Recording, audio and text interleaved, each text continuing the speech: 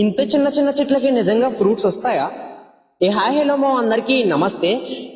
Fruits plants పెంచుకునే వాళ్ళు ఎవరైనా ఉంటే వీడియోని అయితే సేవ్ చేసుకుని పెట్టుకోండి. వీడియో అయితే ఫ్యూచర్లో ఉపయోగపడచ్చు.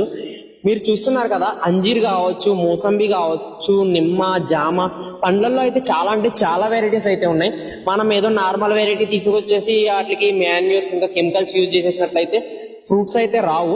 మనం కుండీలో పెంచుకోవాలి అంటే స్పెసిఫిక్ గా కొన్ని వెరైటీస్ అయితే ఉన్నాయి.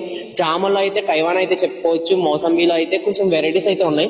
మనం అయితే మొత్తం ఫ్రూట్స్ ప్లాంట్స్ ఏవైతే ఉన్నాయో ప్రతి వెరైటీ గురించి అయితే కొంచెం మనకి చేసేదే వర్క్ నర్సరీలో కాబట్టి మనం తెలిసిన నర్సరీలో కొంచెం మందిని అడిగి ఏ వెరైటీ పెంచుకుంటే బాగుంటుందని అయితే మొత్తం రీసెర్చ్ చేసి గూగుల్లో కావచ్చు మొత్తం అయితే మంచిగా ఒక చార్ట్ అనేది అయితే మనం అయితే ఒకటి తయారు చేయడం అయితే జరిగింది, ఒక ప్రాంప్ట్ టైప్ లో.